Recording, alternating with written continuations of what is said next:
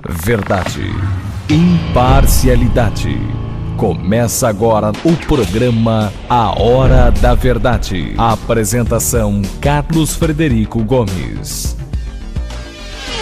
Olá, amigas assinantes, estamos iniciando mais um programa A Hora da Verdade na sua TV Mais, canal 15 da Multiplay, na sua Litoral TV, canal 5 da NET.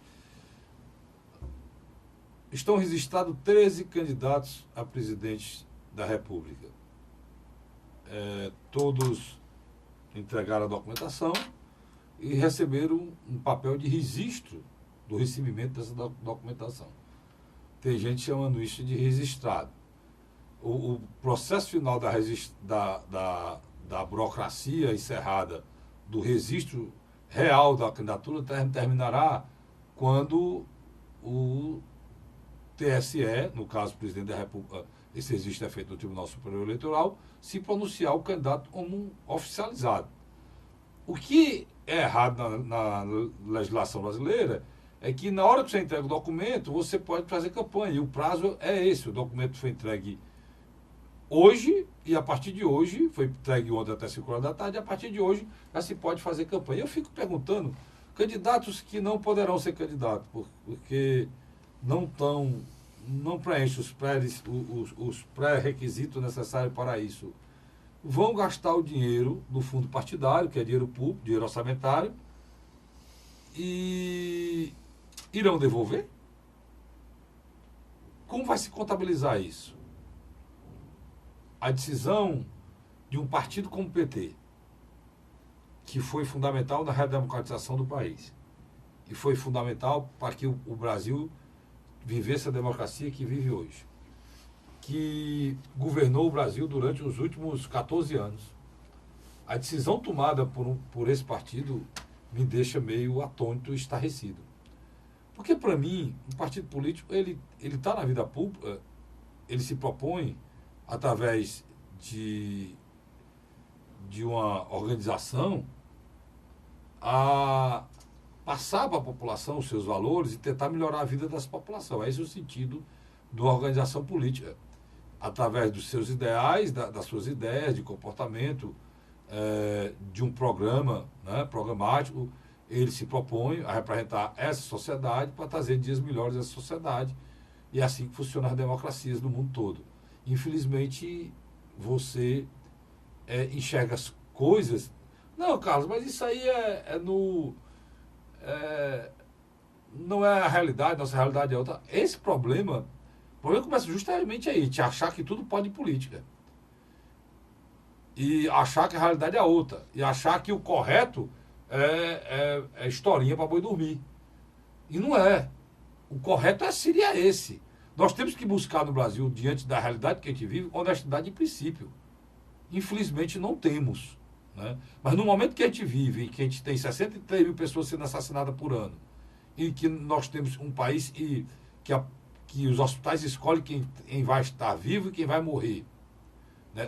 Num país em que as nossas crianças estão sendo mortas para pagar a dívida de droga,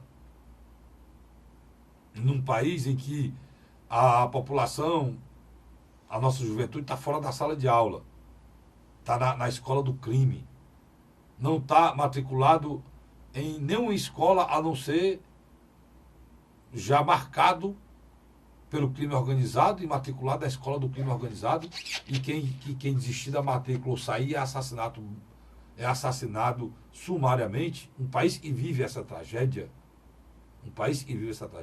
deveria estar nesse momento importante da vida nacional, que é essa quadra de eleição, quase uma eleição geral, só fica fora prefeito e vereadores, era para a gente estar procurando princípios, honestidade, seriedade e principalmente respeito ao cidadão, ao eleitor. É o que a gente não vê na decisão do PT. O PT tem vários outros quadros, inclusive o candidato do PT é o Haddad, não é o Lula. Né? Porque o Haddad já tem até vice, que é a Manuela. E um candidato não tem 2 vice para ser o Lula. Então, tudo isso é falta de honestidade, de princípio do PT com o cidadão brasileiro. Você pode, demais, depois da candidatura do Haddad lançada e registrada, você vai ter o palco necessário para dizer que o presidente Lula é inocente, cara. Como vocês acham e deve ser dito.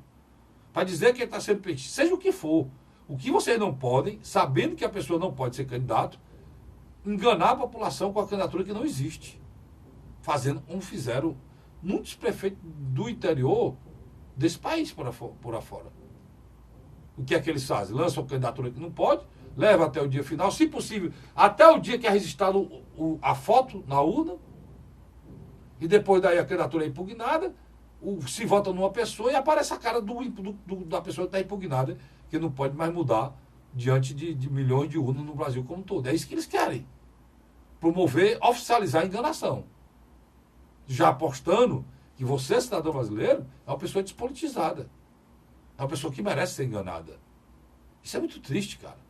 E o que eu estou falando aqui, esqueça se você é do PT ou não, se você gosta do PT ou não. Existem várias pessoas do PT que pensam igual a mim, que não aceitam esse tipo de embuste que está sendo feito dentro do Partido do Trabalhador, um dos partidos mais importantes depois da redemocratização desse país, e simplesmente governa esse país na metade do tempo que a gente está na democracia. E esteve presente em todas as eleições, do Collor para cá, com o candidato do segundo turno, e na época foi o Lula, e todos eles. Quer dizer, você rasga a história partidária em cima de um plano maluco feito por uma louca, que é essa presidente do PT, essa Gleisi Hoffmann. Destrói o partido, enfraquece a já combalida democracia brasileira, leva a gente a uma situação que pode criar um impasse e uma divisão no país e agravar o que a gente vive hoje no nosso país, que já é muito grave, por total irresponsabilidade do dirigente partidário a nível nacional do PT. Tem que deixar bem claro que esse dirigente só a nível nacional. Porque tem muita gente nos estados que não concorda com o que estão fazendo a nível nacional. Porque isso já deu onde tinha de dar. A pessoa, para ser candidata a presidente, ela precisa ter 35 anos de idade, é preciso ser um brasileiro nato e não ter ficha suja. Então, ela não está dentro do pré-requisito. Poderia até,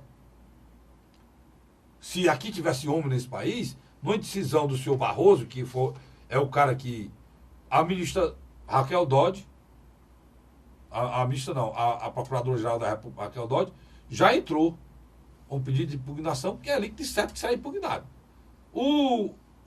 A escolha do relator já foi feita. É o ministro Barroso. Se ele fosse um homem, né, que pensasse nesse país, ele dava de ofício, ele dava imediato, ele não tinha conversa não. Ele decidia lá de ofício que ele não pode ser candidato e pronto. Mas não, vão seguir os prazos. E os prazos, meu irmão, vai ser até o prazo que o PT quer. Por exemplo, ele entrou, o PT foi o último que entrou, 5 horas da tarde. Né? Os prazos que vão ser seguidos irão levar no mínimo isso a 17 de setembro. E aí, se já aconteceu, ele já vai aparecer no programa eleitoral, agora no dia 31. No dia 31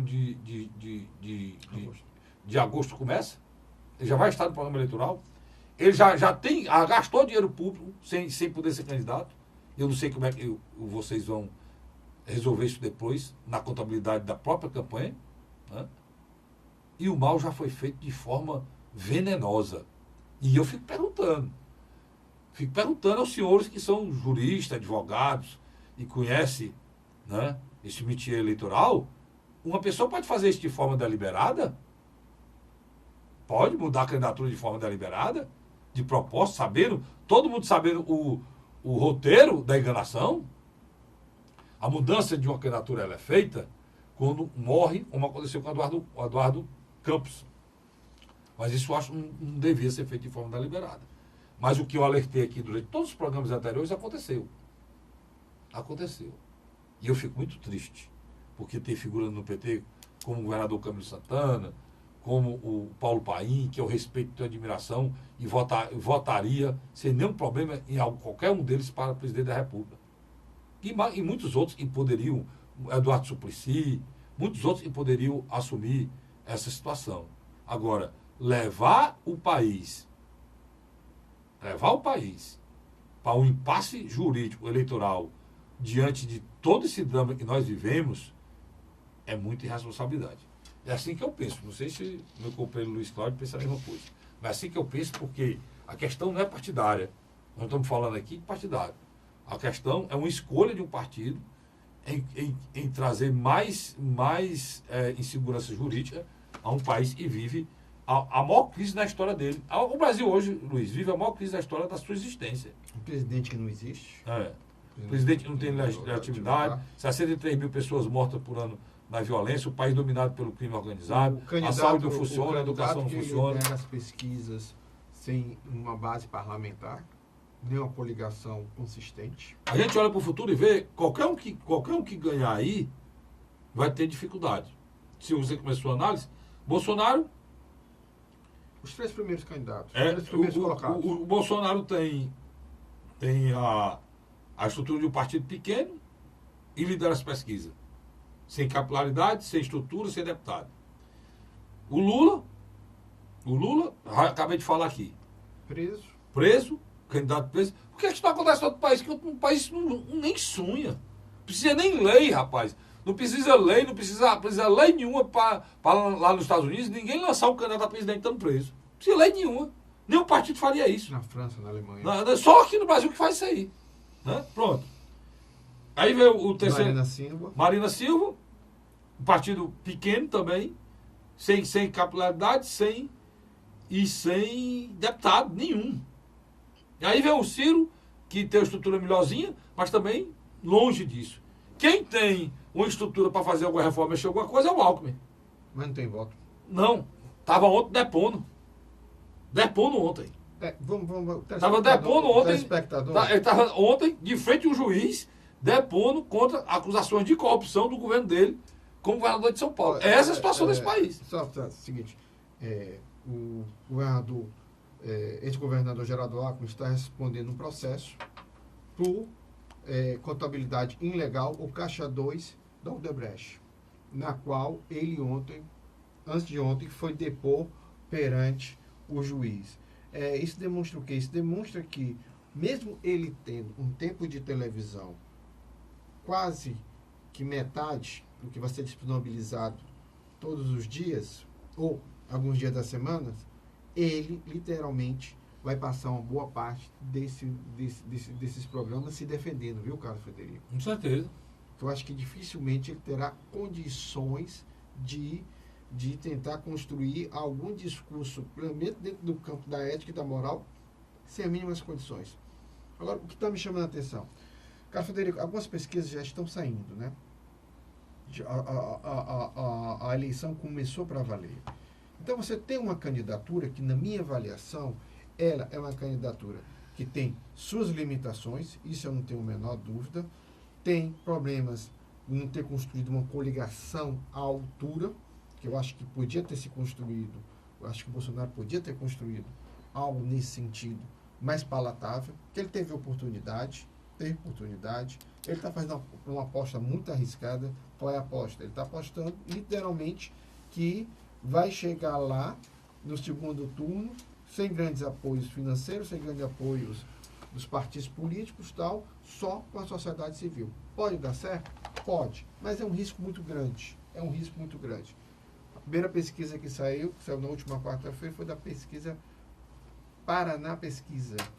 Vamos dar uma rodada aqui para a gente analisar se mudou alguma coisa, se não mudou, né? Os institutos de pesquisa já estão botando o Haddad como candidato, que na realidade todo mundo sabe que é, né? Já estão. Então já estou colocando como isso, né? E isso é até bom para o Haddad, porque ele vai pontuando, né, nas pesquisas. Isso é uma resposta que os próprios institutos de pesquisa e a sociedade já está colocando o Lula onde ele deve estar, na prisão. Não, ele está preso, né? Ele está prisão, ele está preso. Não é que a gente esteja colocando, ele já está lá. Ele está o que a gente não pode brincar, achar que ele não está lá e pode ser candidato. Esse é o problema. Né? Vamos lá aqui.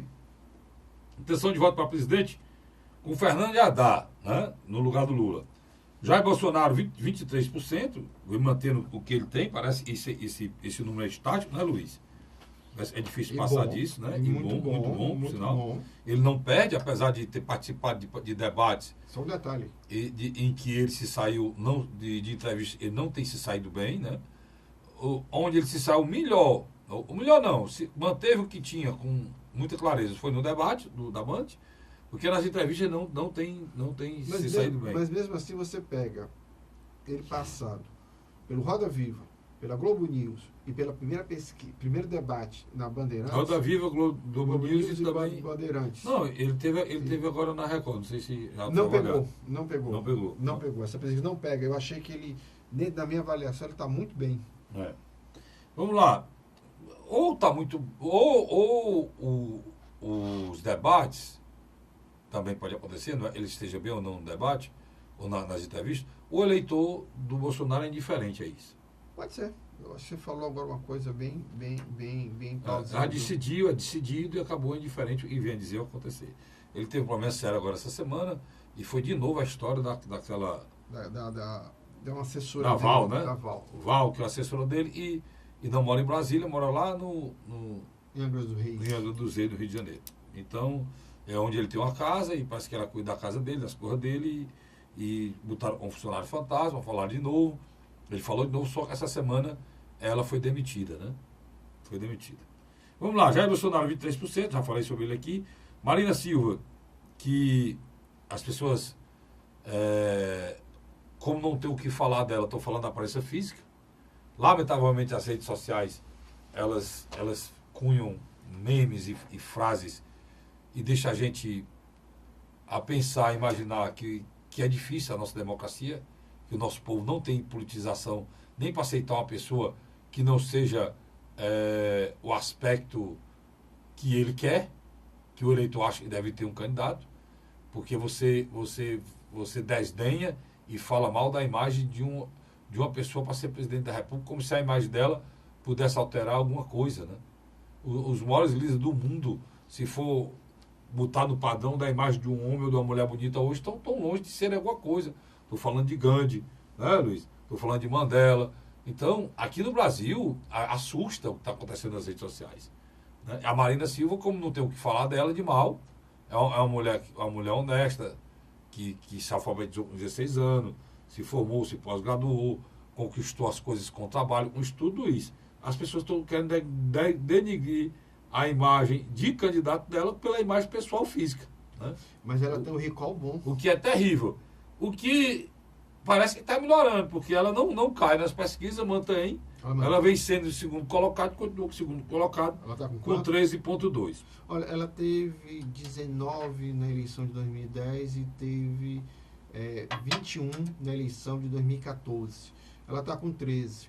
Eu tenho para mim que a Marina pode ser uma das prováveis participantes do segundo turno, porque, na minha avaliação, ela tem uma coisa muito interessante. Ela pode herdar um voto do Lula mais do que o Fernando Haddad, se o Lula não tiver cuidado. Pode, porque a história dela é muito parecida. Ela é mais petista em alguns aspectos, a história dela, do que o próprio Haddad. Então vamos lá.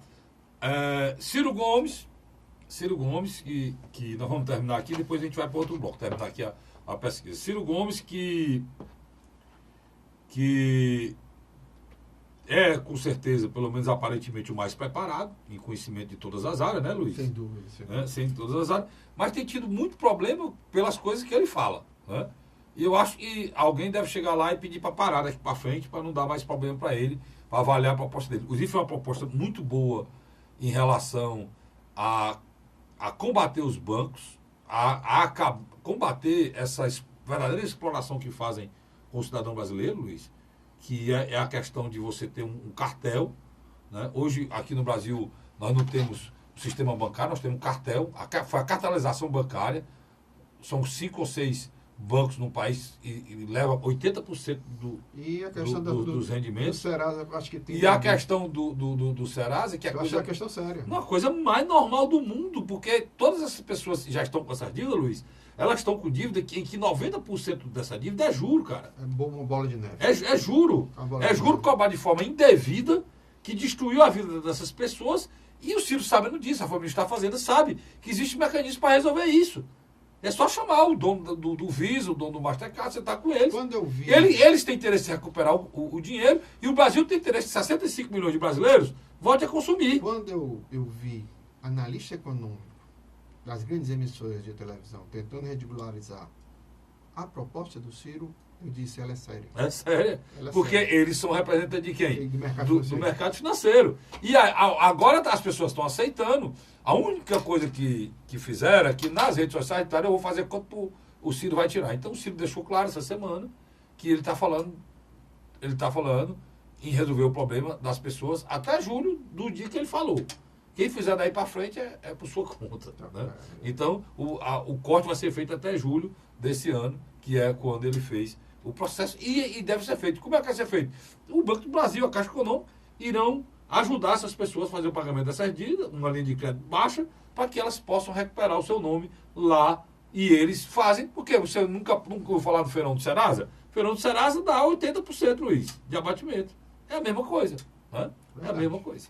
Tá certo? Então vamos lá. O segundo Aí tem Geraldo Alckmin, o Ciro está com 10,2, se manter aqui em terceiro colocado, quase empate técnico com a Marinha. Empate técnico brigando aí para ir para o segundo turno. Geraldo Alckmin também, 8,5, quase empate técnico também nos três aqui, brigando para o segundo turno. Parece que o efeito do Centrão aqui não surtiu o efeito ainda que esperava. São Paulo. Nem em São Paulo, né, Luiz? Nem São Paulo. E aí depois vem o Álvaro Dias com 4,9, na frente, quase 5 pontos, mantendo o que ele tinha, né, Luiz? Eu acho muito voto. E o Fernando Haddad, com 3,8, e para mim, o PT tem que botar as barbas de molho, ou lança o candidato agora, ou não vai ter tempo hábil para que ele possa aparecer. Aí vem o cabo desse olho, o Luiz falou, que já passou o João Amoedo, que é o milionário da campanha aqui, né? O cabo do senhor já passou só com aquele debate 1,2, o João Amoedo 1,1, o Rico Meirelles, que é o candidato do governo, tem menos de 1%, 0,9%, parece que depois que ele apareceu piorou, né, Luiz? A Vera Lúcia do PSTU 0,9%, Guilherme Boulos 0,7%, o Emanuel 0,6%, e João Goulart, filho de João Goulart, 0,4. Não sabe 6,8, nenhum 23,1. Como você viu, o número de pessoas que não sabem quem votar ainda é muito alto, é quase 24%, né, Luiz? Com certeza. Tá certo? Então eu vou para um rápido intervalo para terminar de analisar o resto que ficou faltando aqui, do Alckmin para baixo, porque daqui para frente a gente vai analisar resultados de pesquisa e vai alertar para o direcionamento que muita gente quer fazer das pesquisas e da condução da eleição, mas aqui no programa Hora da Verdade você vai ficar sempre alertado dessas artimanhas que estão preparando para lhe enganar na eleição. Sai daí não, eu volto já já. A Hora da Verdade.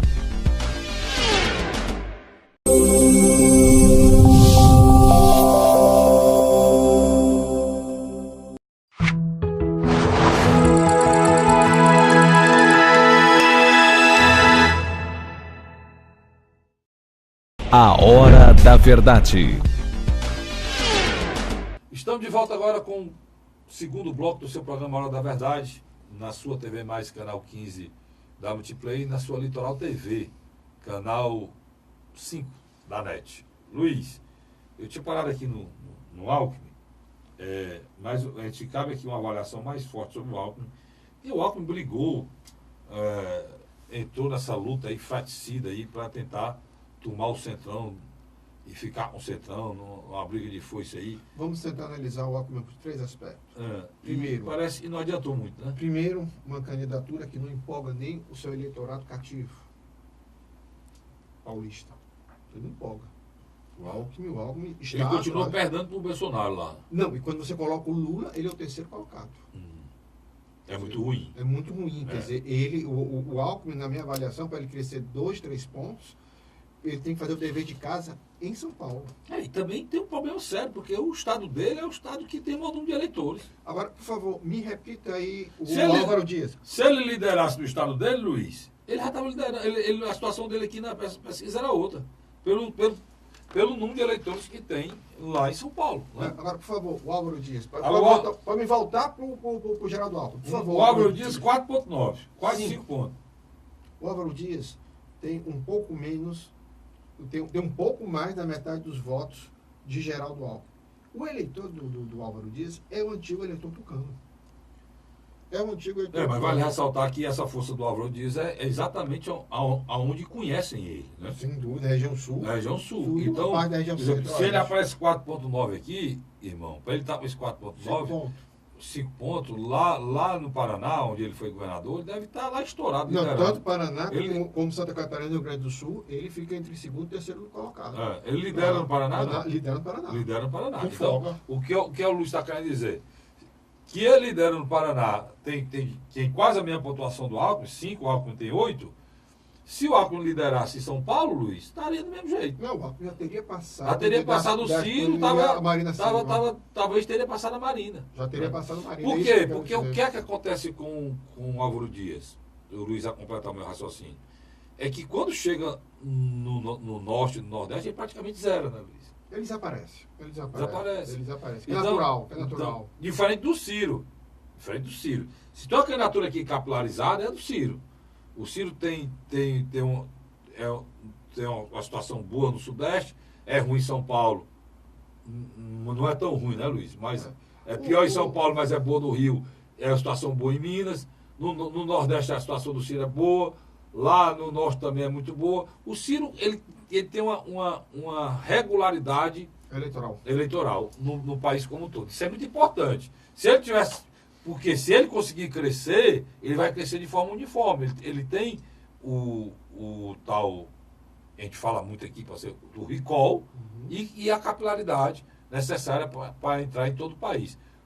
Coisa que o Álvaro Dias não tem. O Álvaro Dias não tem recall, que é a primeira eleição dele, né? E não tem a capilaridade no país como um todo. Já o Geraldo Alckmin era para ter. Isso é o que estranha. Porque ele já foi candidato a presidente da República, né? E já foi para o segundo turno isso como candidato a presidente da Ele tem República. uma rejeição muito alta. Qualquer pesquisa que você põe o Geraldo Alckmin, ele tem uma rejeição acima de 50%. Isso demonstra que o PSDB, na minha avaliação, hoje é um partido que vai ter muita dificuldade de recuperar terreno. Então, a gente já falou do Alckmin, do Álvaro Dias. E o Haddad, Luiz? O Haddad, na minha avaliação, é uma candidatura que já pode nascer morta.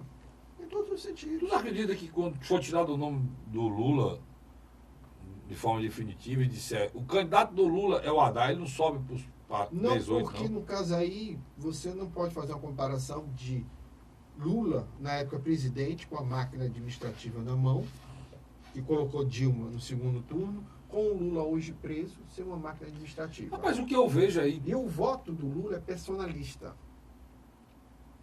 Personalista, pessoal. Uma parte pode segui-lo, mas uma parte muito grande pode se deslocar, tanto para a Marina como Ciro Gomes, embolando mais ainda a decisão de quem irá para o segundo turno. O que eu vejo aí, inclusive em alguns programas que eu lamento e tome aquele tipo de atitude, porque a gente vive um momento no Brasil muito difícil, inclusive até na imprensa, né?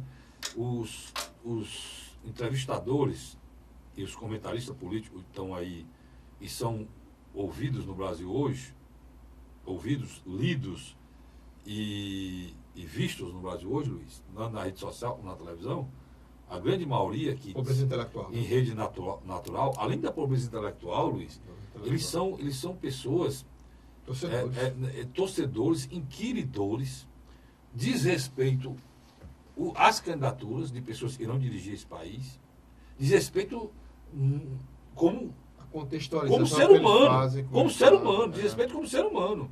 E o pior de tudo, eles se acham dono da razão, não tem um pingo de honestidade de princípio, porque eles, nos seus comentários, eu fiz inclusive um post sobre isso no seu blog, no meu blog, no blog do Luiz Cláudio e no blog Não, da Hora já da foi Verdade. nosso blog, né? Hoje é o blog do Barros Alves, né? Hoje é o Barros Alves. O blog que Literalmente tomou conta do Aí eu fiz colocando que, Luiz, tem programas como o da Jovem Pan News, Luiz, que a maneira que eles tratam um candidato e a ferocidade e a maneira até... Deselegante. Não é nem deselegante, não. Eles são antiéticos, eles são... A Jovem Pan. A Jovem Pan, ela trata os outros candidatos que não é do agrado dela. A Jovem Pan é declarada Jair Bolsonaro.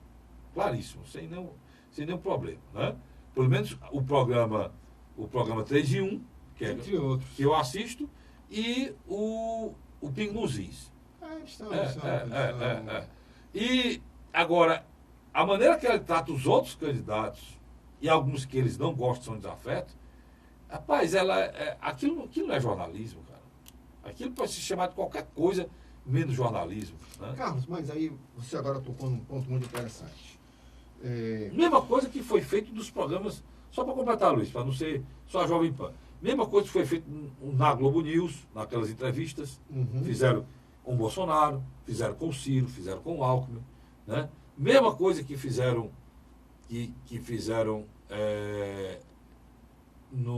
na Jovem Pan e também fizeram o Bolsonaro no Roda Viva.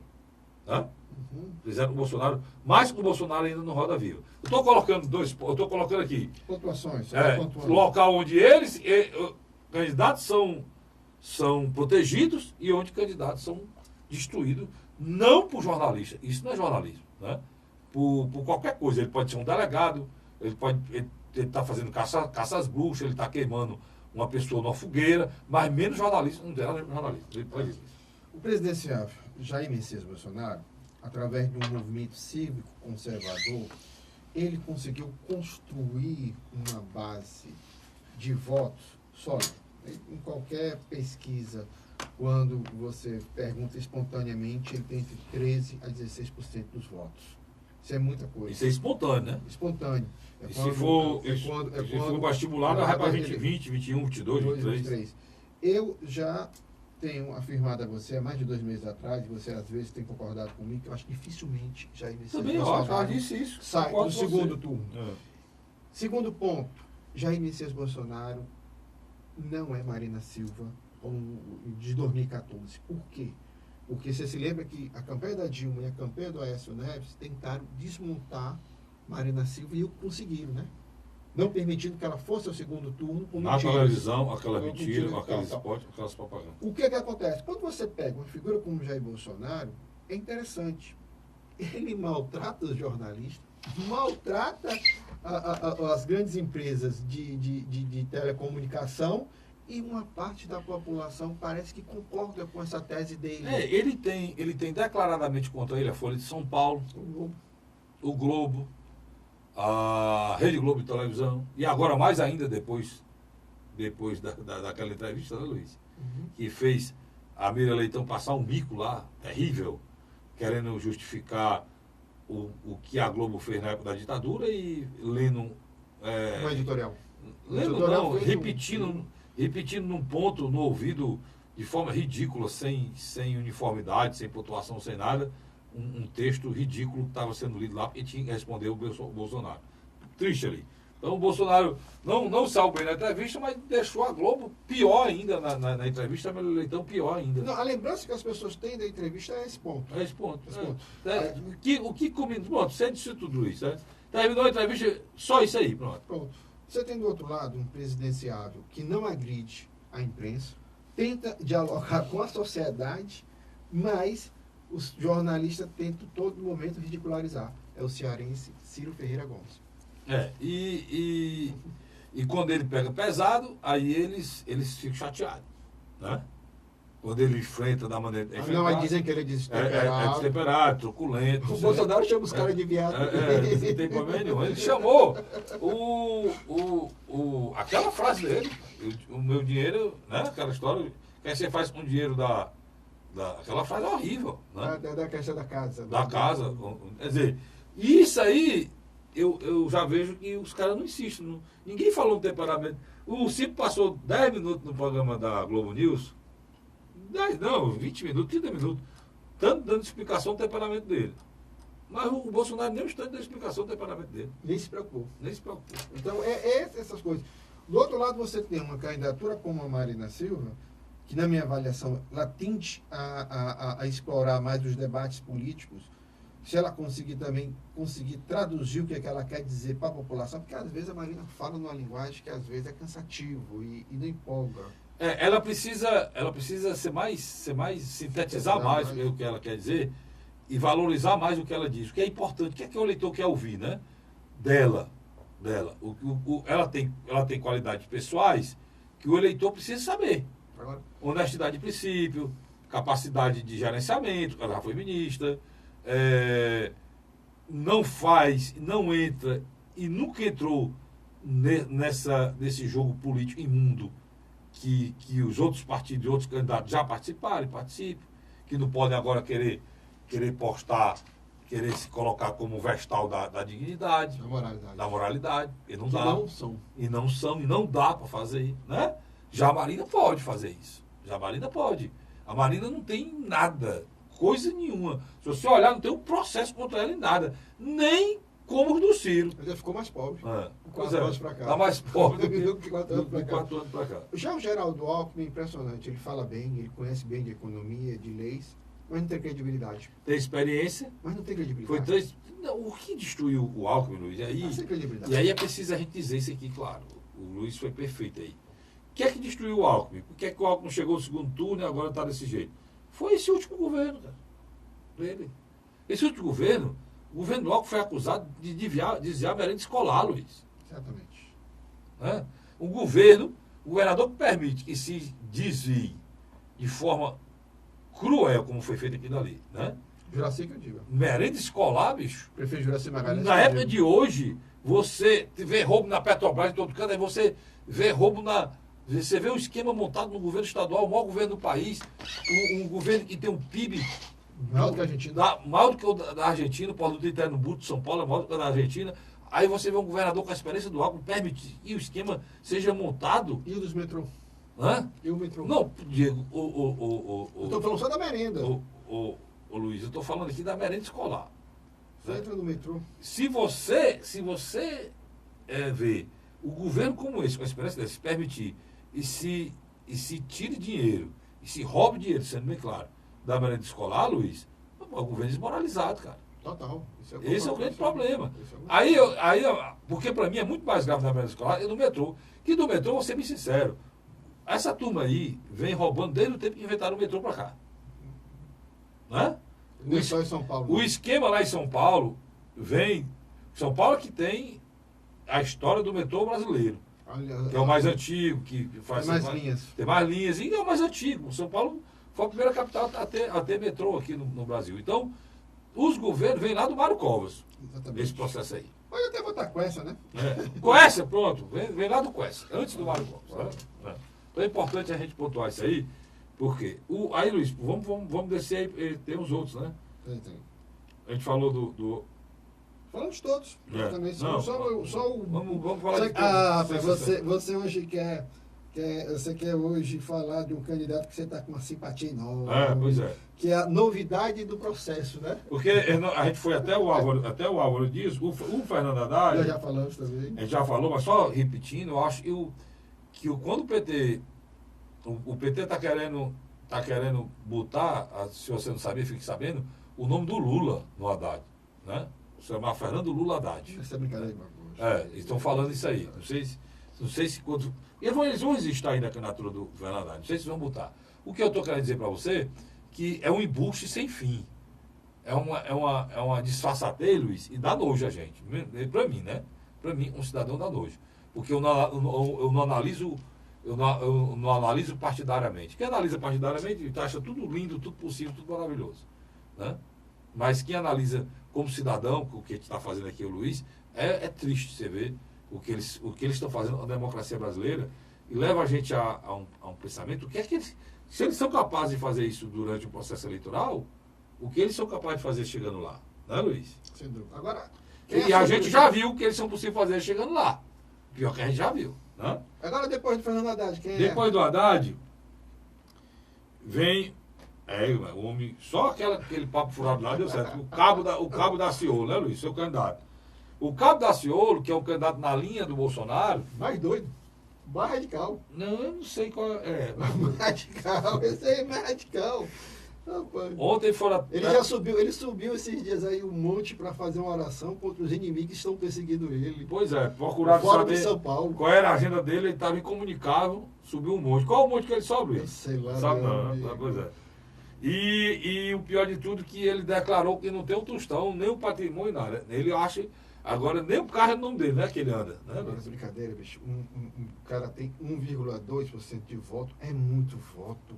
Você vê como essa democracia é triste. É triste. Né? Olha, triste. eu vou lhe dizer uma coisa. O João Amoedo, outro que a gente precisa falar, Um candidato que construiu É um cara- uma reputação, está tentando construir um partido novo, não consegue chegar a 1%.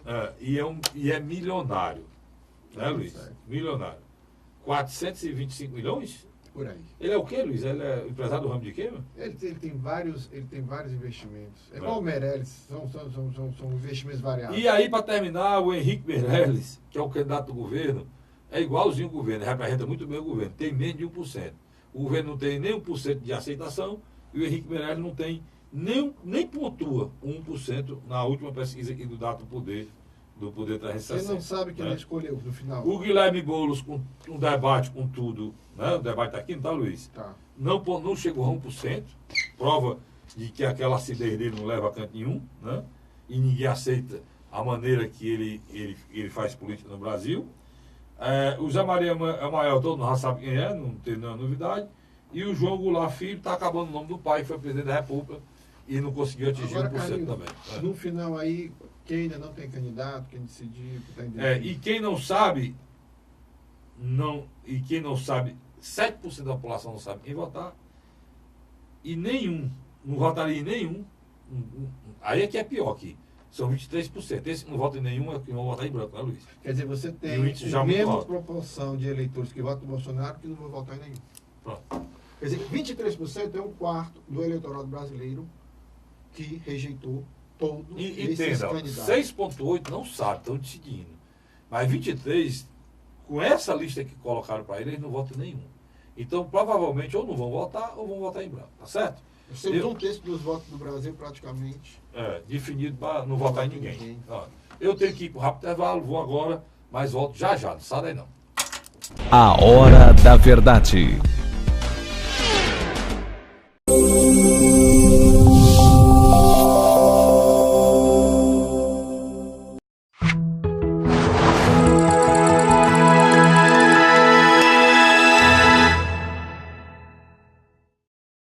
A Hora da Verdade. Estamos de volta com o terceiro e último bloco do programa A Hora da Verdade, na sua TV Mais, canal 15 da Multiplay, e na sua Litoral TV, canal 5 da NET. Luiz, vamos aí no último bloco, vamos para a questão estadual. Essa semana, hoje mesmo, né, quinta-feira, é o dia que o programa está aí no ar,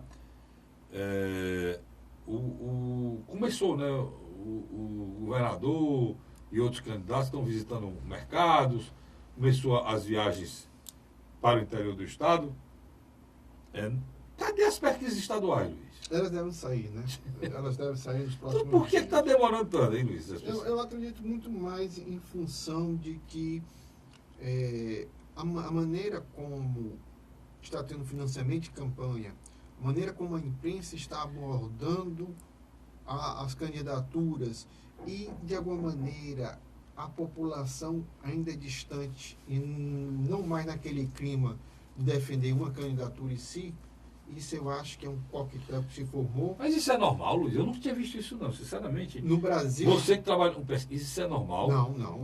Eu estou... Vamos ser bem claro aqui. Hoje nós estamos a quantos dias da eleição? Menos de 50 dias. Menos de 50 dias da eleição. 16, né, hoje? 16, é? 16. 52 dias. 16 52 dias. de agosto. Nós estamos... 52 dias. 52 dias da eleição, Luiz.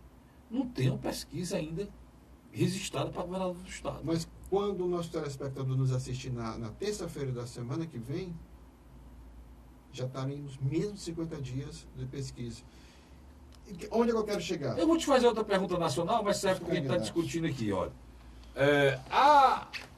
Eu não vi a Globo divulgar uma pesquisa ainda a nível nacional, Luiz. Ela já encomendou algumas pesquisas pelo IBOP e outros institutos de pesquisas. O que é que está acontecendo? Existe hoje uma queda vertiginosa em pesquisa eleitoral. Hoje muitas empresas estão tendo dificuldade. Por quê? Nem os candidatos querem investir em pesquisa, nem os partidos e muito menos os órgãos de imprensa. Eu acho que eles vão deixar isso para depois de começar o horário eleitoral. Pois é, nós temos no Ceará registrado esses candidatos a presidente. Ailton Lopes, Camilo Santana, Ailton Lopes do PSOL, Camilo Santana do PT, Francisco Gonzaga do PSTU, Geraldo Teófilo do PSDB, Hélio Góes do PSL e Micaelton Carantino do PSE. Esses registraram as candidaturas, né? São 6 candidatos a governador do estado. Quem pensava que não teria candidatos e dizia que não tinha opção, tem opção. Você tem uma opção aqui da direita, a centro-esquerda e a extrema esquerda. Então, aí é o candidato do sonho? Não sei. O que eu sei é que você tem a opção. E aqui no Ceará existe uma loucura em termos de coligação, Luiz.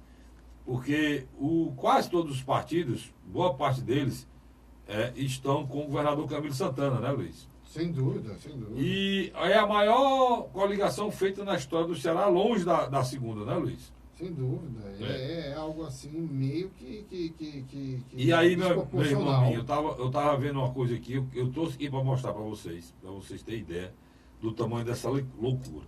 Eu que tentei resumir aqui, Luiz, se eu estiver errado, tu me diz, se eu estou errado. Fique à vontade. Ó, tem uma lista aqui das coligações formadas pelos partidos aliados de Camilo Santana. Isso aqui, para deputado, para você ter ideia.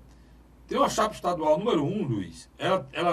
Ela juntou o PT, o PV e o PSB. Isso é uma das chapas. Nessa chapa aqui, provavelmente, é a chapa que vai eleger a maioria quem vai ser eleito, a maioria será um candidato do PT, né, Luiz? E já tem quantas vagas lá? Agora, essa chapa aí, ela tem um privilégio enorme. Ela é tanto estadual como federal, né? Ela tem uma vantagem enorme, sabe qual é? O cara que votar 13 no voto de legenda do Camilo, cai aí. Pronto.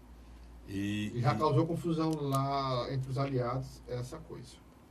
Já causou uma confusão muito grande. Principalmente o PDT viu nisso aí uma manobra do PT para se beneficiar e aumentar sua bancada de estadual e federal. O segundo é o PDT. PDT com o PP, com o PR, com o DEM e com o PRP, né? Esse aqui é a maior, né, Luiz? É a maior delas. É a maior delas. É a maior delas. Que é a que dizem que vai fazer o maior número de deputados estaduais e federais. E federais também. Mas que queria o PT aí por causa do voto de legenda, que ajudaria mais ainda. E o PT não ficou. Não ficou. Não entrou nessa. PDT, PP, PR, DEM e PRP. Aí tem a terceira, que é com PPS, PRTB e PL. PPS, PRTB e PPL, né, Luiz? Exatamente. A quarta, um PTB, PCdoB. A quinta, aí tem uma chapa pura do PMN. Tem outra chapa pura do Patriotas. Isso aqui para estadual. Para federal, tem uma acréscimo aqui que o Luiz não sabia. Para federal, o PSB não vai na chapa do PT, viu, Luiz? Para federal, o PT, o PP e o PV, né? Vão junto. O PP está para federal aqui, não estava para estadual. Então, o PT e PV permanecem igual ao estadual. Mas o PSB não está. Aí entra o PP, o PR, o PCdoB e o PMN para federal. Para a federal também, a chapa 2, o PDT se junta com o PTB, o DEM, o PSB, o PPL e o PRP. Né? Essa aqui é grande. E para a federal, Patriotas estão junto com o PPS e o PRTB. Então, só para você ter ideia, a confusão que está aqui. Tem mais aí. Tem Isso aí é a chapa do governador. Você está falando da chapa do PMDB ainda não? Eu estou falando da chapa só aqui do governador. A chapa que tem a aliança informal que o Luiz está falando, que é encabeçada pelo MDB A chapa estadual e federal é MDB, PSD, que é o MDB, que é informal, é ligado ao governo, na realidade não é. É o MDB, Luiz, junto com o PSD do Domingos Neto, com o PRB, do pastor Ronaldo, com o Podemos, do Adair Carneiro, com o Avante, do Cabo Sabino, com o PHS que também é ligado a Cabo Sabino, e com o PSC que é da Nicole Barbosa, e o Solidariedade. que é do nosso querido Genesi Noronha. Pronto. Então, essa aqui Chapa da morte, né? Essa aqui é a chapa da morte? A chapa da morte. Por que, Luiz? Eu acredito que grande maioria dos partidos aí vão lançar no máximo uma ou duas candidaturas competitivas, tá entendendo?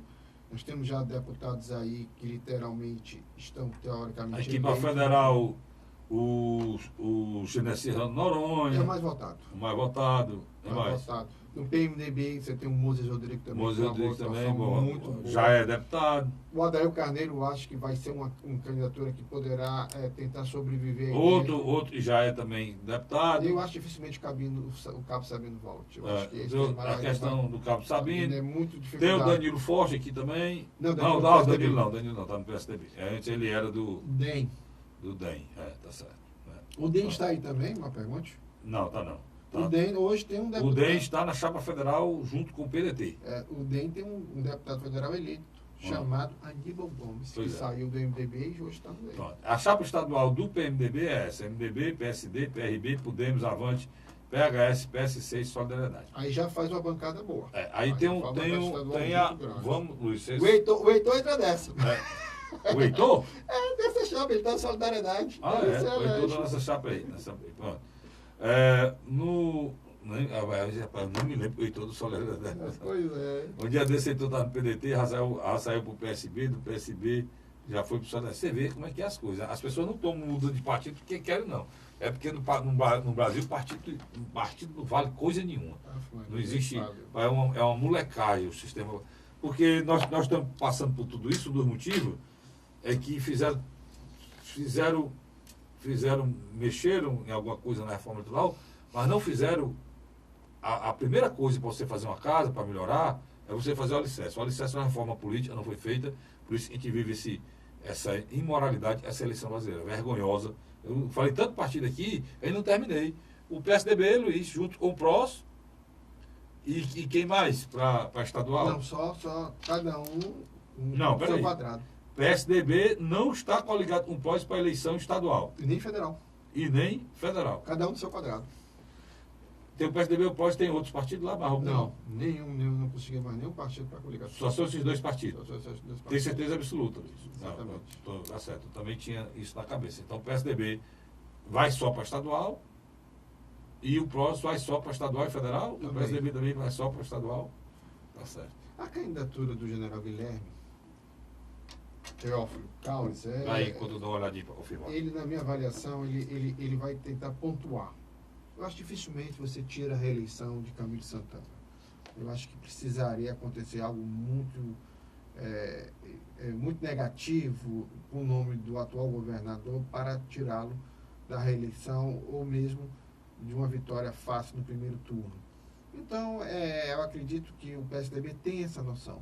Eu acho que a candidatura do Guilherme Teófilo Caule vai trabalhar no sentido de eleger 2 a 3 federais para o PSDB ou 2 ou 3 estaduais.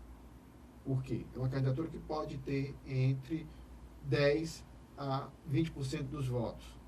Eu acredito que não passe disso também não, Carlos Frederico, porque eu acho que eles têm um problema muito sério que puxa eles para baixo, na qual também já falei para o próprio presidente do partido, o ex-deputado estadual Francine Guedes, e um dos coordenadores da campanha, o ex-governador Lúcio Alcântara. Sabe qual é, Carlos Frederico? Palanque Geraldo Alckmin. É um palanque que literalmente aqui no estado do Ceará não atrai voto. Mesmo porque, Luiz, tem um problema sério aí, a questão do Nordeste, a questão do PSDB nacional, a falta de respeito com o Nordeste, né? Essa questão de São Paulo, o Nordeste não funciona, né? De tudo isso aí precisa ser avaliado, né?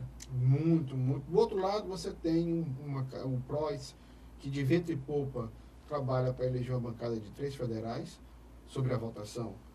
do deputado estadual Capitão Wagner, que foi postulante do segundo turno das eleições de Fortaleza de 2016, e o próprio Capitão Wagner trabalha abertamente a tentativa de eleger o seu pupilo ao Senado Federal, que é o empresário Luiz Eduardo Girão. E ele está rodando todo o Ceará, viu, Cássio Derigo? Está indo nos municípios, está fazendo peças publicitárias tanto no Facebook, no Instagram, agora com a televisão, no horário gratuito, ele vai tentar popularizar o nome de Luiz Eduardo Girão. Isso é algo que a gente tem que acompanhar de próximo. Por quê? Porque eu avalio que, mesmo Camilo e Cid dizendo que votam em Eunício, e Eunício dizendo que vota em Camilo e Cid, eu acho que essa aliança foi feita muito em cima da hora. Uma parte da opinião pública tem limitações de compreender essa coligação, que é diferente. A aliança feita entre Camilo e Eunício, ela veio sendo construída.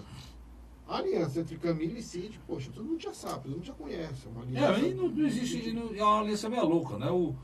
O Cid fala no Eunício, mas o Ciro não é totalmente contra. O Roberto Cláudio já disse que não apoia, né? Criou uma situação. Muito difícil aí. E isso pode atrapalhar. Já que a gente falou de senador, vamos falar aqui também que é candidata a senador, a Ana Carina Cavalcante de Oliveira do PSOL, o Alexandre Barros do PCO, o Cid estava falando aqui agora, o Eunício Oliveira do MDB, né, Luiz? O que é o problema da confusão que a gente está falando aqui, né? É um apoio informal, essa loucura, essa imoralidade que é a eleição do nosso país. Geraldo Mano Magela do PSTU, o Jairmerson Rodrigues Simões do PSOL, o João Francisco Saraiva Menezes da Rede, né? Luiz Eduardo Girão, estava falando aqui do PROS, né? Márcio Antônio Almeida Pinheiros do PSL, Maíra, né, Luiz? Uhum. Isabel Corrêa, que é candidato do PSDB, né?